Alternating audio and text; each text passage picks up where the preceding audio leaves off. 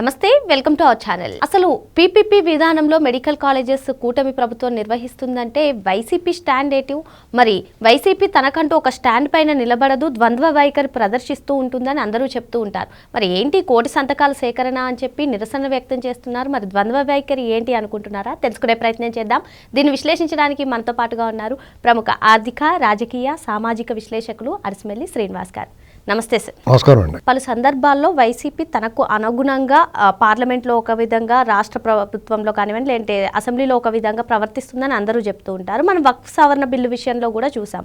ఇప్పుడు ఈ పీపీపీ విధానంలో మెడికల్ కాలేజెస్ నిర్వహిస్తాము అని చెప్పి పార్లమెంట్లో ఒక నివేదిక ఇచ్చినటువంటి స్టాండ్ కమిటీలో గురుమూర్తి గారు ఉన్నారని కూడా తెలుస్తుంది. మరి ఏంటి సార్, ఇక్కడేమో కోటి సంతకాల సేకరణ, జగన్మోహన్ రెడ్డి గారేమో వెళ్ళి గవర్నర్ని కలుస్తామని చెప్తున్నారు. పార్లమెంట్లో ఒక విధంగా, రాష్ట్రంలో ఒక విధంగా, వీళ్ళ వైఖరిని ఏ విధంగా చూడాలంటారు? అసలు వైసీపీ స్టాండ్ ఎటు అంటారు? అసలు ఎవరో ఒకళ్ళకి మంచో చెడో అటో ఇటో ఏదో స్టాండ్ ఉంటుంది ఎవరికైనా. వీళ్ళకి స్టాండ్ లేదేమీ, వీళ్ళకేం స్టాండ్ ఉండదండి. రెగ్యులేటర్ లేని ఫ్యాన్ వీళ్ళది. అంటే కొన్నిటికి స్పీడు స్లో పెట్టుకుని రెగ్యులేటర్ ఉంటుంది కదా ఫ్యాన్కి, దీనికి రెగ్యులేటర్ ఉండదు. ప్రస్తుతానికి ఆగిపోయి ఉంది, స్టార్ట్ చేయడానికి బట్టలు లేదు. వాళ్ళు పీపీపీ విధానాల్లో ఒకటి గుర్తుపెట్టుకుంటారు, చంద్రబాబు నాయుడు గారు ఇవాళ ఏం ఆలోచిస్తే రేపు దేశం అంతా అది అనుసరిస్తుంది, అమలు చేస్తుంది.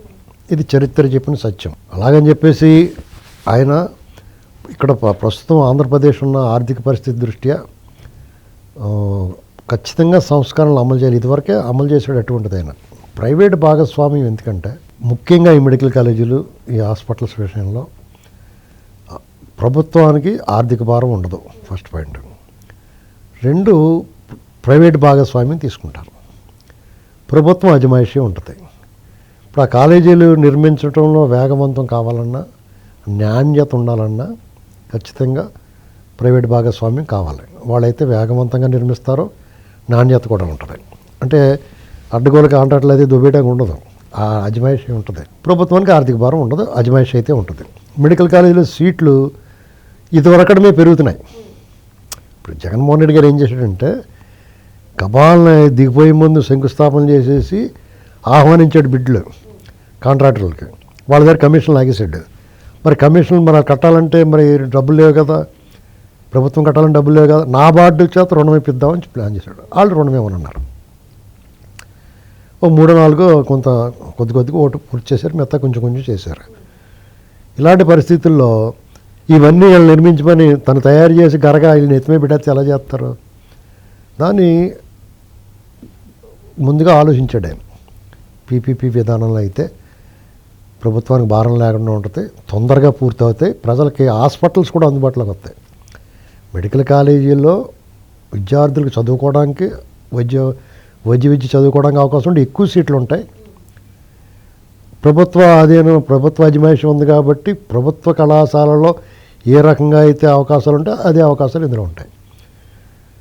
ఇప్పుడు మరి వాళ్ళకి ప్రైవేట్ వాళ్ళకి ఏంటి లాభం అంటే వాళ్ళు కొన్ని సీట్లు వాళ్ళు కేటాయిస్తారు డెఫినెట్గానే, మేనేజ్మెంట్ కోటాలాగానే. హాస్పిటల్స్ నిర్వహణ, ప్రభుత్వ హాస్పిటల్స్ నిర్వహణ ఎలా ఉంటుందో అలాగే నిర్వహిస్తారు. ఇది ఇవాళ ఈ దేశం మొత్తం అన్ని రాష్ట్రాలు కూడా ఈ పద్ధతిని అవలంబిస్తున్నాయి. పార్లమెంటరీ కమిటీ కూడా దీన్నే సిఫారసు చేసింది. దానికి ఆ బిల్లుకి మద్దతు ఇస్తాడు, ఆ కమిటీలో ఉన్నాడు గురుమూర్తి.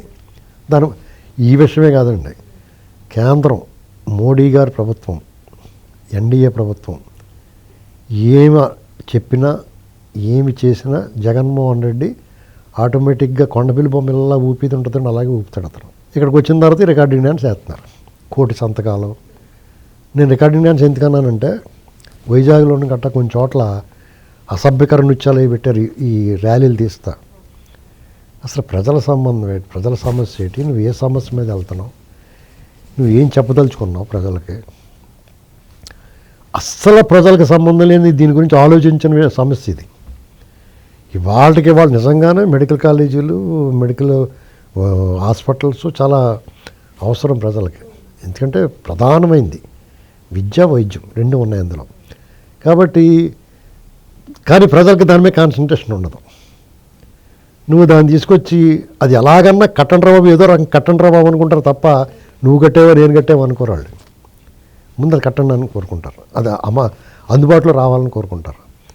నువ్వేం చెప్తున్నావు దాని అందుబాటులో ఇప్పుడు నువ్వు చెప్పిన విధానం అయితే దానికి ఎప్పటికీ అందుబాటులో రాదు. అది మొండుగోళ్ళుగా ఇప్పుడు 4 ఏళ్ళ పూర్తి అవ్వలేదు అనుకో, మళ్ళీ ఇంకో 5 ఏళ్ళు ఆగాలి. ఈ మధ్యలో నీళ్ళటోడు ఏమన్నా వచ్చాడు అనుకో, అట్లా కథ ఏమైపోద్ది. కాబట్టి అది ఫెయిల్యూర్ అన్నమాట. గాలిలో దీపం పెట్టి గొంతులేసినట్టే జగన్మోహన్ రెడ్డి. అంచేత అది ఫెయిల్.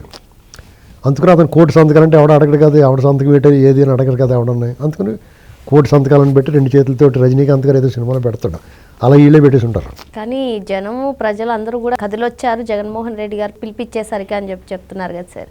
ఏమండి ఇప్పుడు జనం రావటం రాకపోవటం పెద్ద విశేషం ఏముంది. ఒకటి మాత్రం లాజికల్గా ఆలోచించండి మీరు. జగన్మోహన్ రెడ్డి గారు అధికారంలో ఉండగా సిద్ధం సభలు పెట్టేవాడు. వైనాట్ 175 అని సభలు పెట్టేవారు. ఇవి ఏదోటి బటన్ నొక్కుతా వైనాట్ 175 అని కూడా. ఆయన అధికారంలో ఉండగా 100% సీట్లు మనమే గెలుస్తామని చెప్తున్నప్పుడు, నేను బటన్ నొక్కడం వల్ల ప్రజలందరూ చాలా సంతోషంగా ఉన్నారని అతను చెప్తున్నప్పుడు, వాళ్ళకి సంబంధించిన పత్రికలు విశ్లేషకులు అందరూ అదే మాట్లాడుతున్నప్పుడు, ఆయన మీటింగ్కి జనం రావాలంటే ఏం చేసేవారు? బెదిరించేవారు, భయపెట్టేవారు, బతిమాలేవారు, ఏదైనా ఆఫర్ చేసేవారు, డబ్బులు ఇచ్చేవారు, బస్సు ట్రాన్స్పోర్ట్ ఏర్పాటు చేసేవారు. ఇన్ని చేసిన తర్వాత అక్కడికి వెళ్ళిన తర్వాత అతను మైక్ పట్టుకోగానే పారిపోయేవారు జనం. వాళ్ళు పారిపోకుండా ఏం చేశారు? బ్యారికేడ్లు కట్టారు. పోలీసు వాళ్ళు ఇంతంత లోపం పొట్టలో ఉన్న వాళ్ళు అడ్డంగా పెట్టేవారు అక్కడ, వాళ్ళు దాటుకెళ్ళిపోకుండా. ఇలాగ ఎన్ని రకాలుగా ఆపాలని రకాలు ఆపేవారు. అయినా సరే ఆకుండా పారిపోయేవారు. కందకాలు కూడా తవ్విచ్చారు, రకరకాల విన్యాసాలు చేశారు. అయినా ఆగిరా జనం. మరి నువ్వు అన్నీ ఊడిపోయి ఓడగొట్టిన మంచం గూడలాగా అయిపోయి, నీ వల్ల ఏది ఉపయోగం లేదని తెలిసిపోయి సర్వభ్రష్టుడు అయిపోయి ఇప్పుడు వచ్చి రమ్మంటే వస్తారా? చెప్పండి మీరు, లాజికల్గా ఆలోచించండి. నీ చేతులు అన్నీ ఉన్నప్పుడు ఏదైనా పెడతాడేమో రా అనుకున్నప్పుడే రానప్పుడు, నీ పని అయిపోయింది నీకు మళ్ళీ వస్తాడో రాడో తెలియదు అనుకున్నప్పుడు నీకు ఎందుకు వస్తారా? ఆ వచ్చేవాళ్ళు అప్పుడు ఎలా బెదిరించి తీసుకొచ్చావు, ఇప్పుడు బతిమాలు తీసుకొచ్చి ఉంటావు. పైగా మీ కార్యకర్తలు వాళ్ళకి ఏం ఊసిపోతలేదేమో వచ్చి ఉంటారు అంతే. జనం వాళ్ళు చెప్తారు తెగొచ్చారు జనం, మీదడిపోయారు. మీదడిపోయే వాళ్ళకి ఇప్పుడు పెళ్ళిళ్ళు మ్యారేజ్ ఈవెంట్లు, ఫంక్షన్ ఈవెంట్లు చేస్తున్నారు. ఇప్పుడు డ్యాన్సులు కట్ట వేసుకుంటూ వస్తున్నారు. ఇవన్నీ ఇది వరకు ఉండేయా? కొత్తగా సృష్టించేవారు. అలాగే ఈవెంట్ మేనేజ్మెంట్లు ఉంటాయి.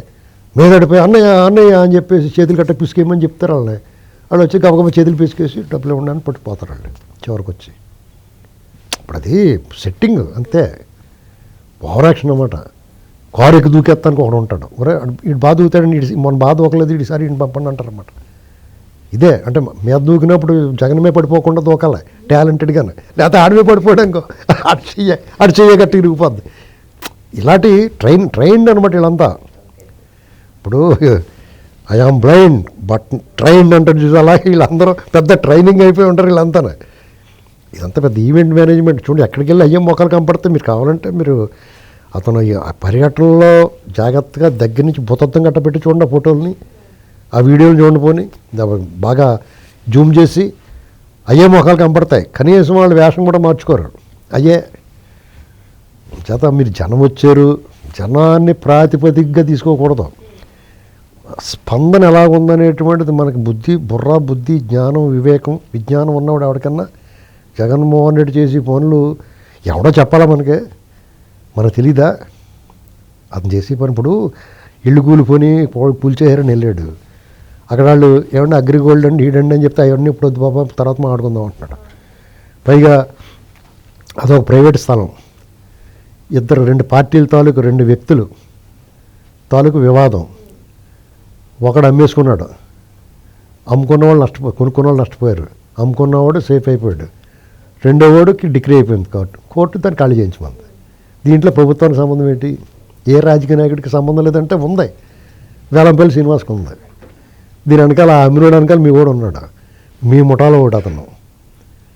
ఆ మాటకు వస్తే మీ గౌతమ్ రెడ్డి ఒక బ్రాహ్మణ అయింది ఆక్రమించేసుకుని సైటు కాంప్లెక్స్ కట్టేసి ఆయన ఏడిపించి తినేస్తున్నాడు విజయవాడలో. ముందు దాన్ని సాల్వ్ చేయి. ఆ సమస్య సాల్వ్ మీ వాడే కదా, మీ వాడు చెప్తే పోనమే పోమని అని చెప్పు. ఎందుకు చెప్పు? అసలు అంతకన్నా దారుణం తను తాడేపల్లి కొంప దగ్గర 400 ఇళ్ళు తరివేసావు నువ్వు. మరి వాళ్ళ మాట ఏంటి? సిగ్గు ఉండాలి ఏదన్నా చేస్తానికి. ఏదన్నా వచ్చినప్పుడు ఒరే మనం దీన్ని ఏలడితే ఈపుకోకుంటే ఈపుకోకముంటే ఈపుకోకాలి, మనం దీని మీద పడకుండా గుర్రం తరించుకున్నట్టు అవుద్దేమో, మనం దీనికి ఎరిగితే మొత్తం మన అన్నీ తీస్తారో మిగతాలు కానీ అన్న జ్ఞానం ఉండాలి కదా. అంటే వీళ్ళు ఏమంటలేదు కదా అని చెప్పేసి దానికి సమాధానం చెప్పట్లేదు కానీ చెప్పి ఏది పడితే అది మాట్లాడడం వచ్చి కంటెంప్ట్ ఆఫ్ కోర్ట్ అవుద్ది. అది ఓవర్ యాక్షన్ చేస్తే. నువ్వేమన్నా చేయాలంటే నువ్వు ఇంట్లో కూర్చొని మాట్లాడతావు కదా ప్రెస్ మీట్, అలాగే మాట్లాడచ్చు. అక్కడికి వచ్చి ఓవర్ యాక్షన్ చేయక్కర్లేదు. ప్రభుత్వానికి విజ్ఞప్తి చేయొచ్చు, జరిగిందో జరిగింది, వాళ్ళు నష్టపోయారు, వాళ్ళకైనా సాయం చేయండి అని చెప్పి ప్రభుత్వం డిమాండ్ చేయి. ఇదిగో నేను ఒక ఇంటికి ఒక్కొక్కరికి 5 లక్షలు ఇస్తున్నాను, మీరు 10 లక్షలు ఇవ్వండి అని చెప్పు ప్రభుత్వాన్ని. ప్రభుత్వానికి ఏం సంబంధం లేదు, అయినా సరే అలా సంబంధం లేని బోల్ని చేస్తున్నారు వాళ్ళు, అలాగే ఇస్తారు. ఇప్పుడు బస్ యాక్సిడెంట్ అయిందండి, ప్రాణాలు పోయినాయి, వాళ్ళకేం సంబంధం, వాళ్ళకేం ప్రభుత్వానికి ఏం సంబంధం. అది వేరే తెలంగాణ నుంచి వెళ్ళి బయలుదేరిన బస్సు బెంగళూరు ఇంకో రాష్ట్రానికి వెళ్తుంది, దారిలో యాక్సిడెంట్ అయింది, దానికి వాళ్ళు తలకు 10 లక్షలు 5 లక్షలు ఇచ్చారు కదా. అలాగే ఇమ్మని అడుగు. ఇల్లు కూలిపోవడం కూడా, కొంప ఆరిపోవడం కూడా ప్రమాదమే కదా, చాలా ఇబ్బందే కదా. దానికి నువ్వు ప్రతిపక్ష నేతగా మీ ఓడి ఇన్వాల్వ్ అయ్యి ఉన్న కేసులో పైగా నువ్వు డబ్బు దొబ్బేసుకున్నావు, నీ కష్టపడిన సొమ్ము, చెమట వచ్చి మట్టి మోసిన సొమ్ము ఏమి ఇవ్వక్కర్లేదు, నువ్వు దొబ్బేసిన సొమ్మే కదా. 40 మందే పైగా ఎంతమంది లేరు. నువ్వు ఇప్పుడు నీ ఇలాంటప్పుడు నీ వితరణ చూపించాలి. తక్కువ మందే కదా, గబక్కన ఒక 5-10 కోట్లు ఏమో పోతే పోయింది, తలకు 10 లక్షలు ఇచ్చేసామనుకో, 4 కోట్లు. వాళ్ళ అబ్బాయి ఏమి ఇచ్చాడు రా బాబు, ముసలోడే కానీ మహానుభావుడు అన్నట్టు ఏడుపు మొహమే కానీ బాగానే ఇచ్చాడు అనుకుంటారు. కాబట్టి మంచి పనులు చేసుకుని మంచి పేరు తెచ్చుకోవాలి ప్రతిపక్షంలో ఉన్నప్పుడు. అంతేగాని 3.5 ఏళ్ళ తర్వాత మనం వచ్చిన తర్వాత మీ సంగతి చూస్తామంటే నువ్వు ప్రమాణ స్వీకారం చేసిందా మళ్ళీ నిద్రపోతానికి వెళ్ళిపోతావు కదా, ఎప్పుడు పట్టించుకుంటావు. కాబట్టి ఈ పీపీపీ విధానంలోనే కేంద్ర ఆర్థిక మంత్రి నిర్మలా సీతారామన్ గారికి కలిసిన తర్వాత ఆమె పీపీపీ మోడల్ అంటే ఏంటో తెలుసా అని అడిగినటువంటి దాఖలాలు చూసాము. ఇప్పుడు గురుమూర్తి ఈ విధంగా ప్రవర్తించడం, మళ్ళీ కోటి సంతకాల సేకరణ అంటున్నారు. ఇంతకీ గవర్నర్ గారు అపాయింట్మెంట్ ఇస్తారంటారా వీళ్ళకి? గవర్నర్ గారు ఏ విధంగా స్పందిస్తున్నారు? ఇప్పుడు గవర్నర్ గారు అవన్నీ తీసుకుని అక్కడ లోపల పెట్టేయమంటారు అంతే. అపాయింట్మెంట్ ఇవ్వకపోవడం ఉండదు, ఇస్తారు. ప్రతిపక్ష నేతగా అడుగుతారు, రికమెండేషన్ బతిమలేస్తారు, బాబు ఒకసారి ఇవ్వండి మా పరుగు పోద్దని బతిమలుతారు, ఇస్తారు. ఇస్తే ఇప్పుడు అలా కాదండి. పీపీపీ అంటే ఏంటో తెలుసా అని అడిగిందంటే ఆవిడ నిజంగా ఈ సన్నాసులకు తెలిసి ఉండదో అందుకుని ఇలాగ చేస్తున్నారు అనుకుని ఉంటుంది ఆవిడ. ఇప్పుడు యాక్చువల్గా దాన్ని ఎవడో, ఇప్పుడు నీకు హైవేలు ఉన్నాయి, అది ఏంటది అంతే కదా. ఇప్పుడు ప్రైవేట్ వాడు నిర్వహించి టైం అయిపోయిన తర్వాత గవర్నమెంట్కి అప్పచెప్తున్నాడు. గవర్నమెంట్ ఏం చేస్తుంది, ఇంకా లాగేస్తుంది డబ్బులు, అది వేరే కదా. దానికంటే ఏ రకంగా తీసిపోయింది ఇది. ఇప్పుడు నేషనల్ హైవేస్ అది నిర్మించడానికి అయిన డబ్బుకి సరిపడకాల డబ్బులు రికవరీ చేసుకునే వరకు వాళ్ళు నిర్వహించుకుంటారు. దాని మీద మన ట్యాక్స్ వస్తుంది ప్రభుత్వానికి. అది అయిపోయిన తర్వాత మన ట్యాక్స్ ఉండకూడదు, మన టోల్ గేట్లు డబ్బులు ఉండకూడదు, మనకి ఆ మెయింటెనెన్స్ ఏదో నార్మల్గా ఉండాలి. కానీ అలాగే కాదు, లాగేస్తున్నారు కదా పొలం అంటానే. మరి ఇందులో అలా ఉండదు కదా. ఇది అవగాహన. ఇప్పుడు ఏది కూడా ప్రభుత్వమే చేయాలంటే చేయలేదండి. ఎందుకంటే ఇన్ని సంక్షేమ పథకాలు సంక్షేమ పథకాలు ఏమి లేవనుకోండి, ఎవడు కూడా ఆడే సంపాదించుకుని ఎవరి రెక్కల కష్టంతో ఆడే బతుకుతుంటే మీకు ప్రభుత్వానికి అంత భారం ఉండదు, చేయొచ్చు, వాళ్ళే చేయొచ్చు. కానీ వచ్చిన బడ్జెట్లో 3 వంతులు సంక్షేమానికి పోతుంటే, జీతాలకు పోతుంటే, ఇక ఇప్పుడు ఉద్యోగులు జీతాలు ఇవ్వాలి, సంక్షేమ పథకాలకి డబ్బులు ఇవ్వాలి, ఇంకేం మిగులుతుంది అభివృద్ధికి? ఏదైనా కట్టాలంటే కూడా డబ్బులు లేవు. అలాంటి పరిస్థితుల్లో ఎక్కడి నుంచి కడతారు, ఏం కడతారు?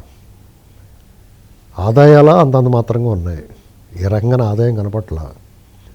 ఆదాయ మార్గాలు వెతకడానికేమో ఆదాయాలకి ఆదాయం వచ్చి కార్యక్రమం చేసే లోపల మధ్యలో అతను వచ్చాడు, 19 నుంచి 24 దాకా మొత్తం ధ్వంసం చేసిపోయాడు. మళ్ళీ దాన్ని సరి చేసుకోవడానికి అదొక పెద్ద పని. ఏమైనా ప్రభుత్వం ప్రైవేట్ భాగస్వామి ఉండాలి. ఏది కట్టినా ప్రజలే కట్టాల్సిందే. తాగినోడే కడతాడు తాళ్ల పన్ను అన్నట్టుగా, ఎవడు తాగుతాడో ఆడే కట్టుకోవాలి పన్ను. నువ్వు తాగితే నేను ఎందుకు కడతాను? రాష్ట్రంలో ఇలాంటివి ఏం చేయాలన్నా ప్రజలే కట్టాలి అల్టిమేట్గా. ప్రజలు కడతామంటే మనకు తెలియకపోతే దీనికోసం కడుతున్నామని, కానీ అల్టిమేట్గా మనమే కట్టాలి. మరో అంశంతో మళ్ళీ కలుద్దాం. Thank you sir.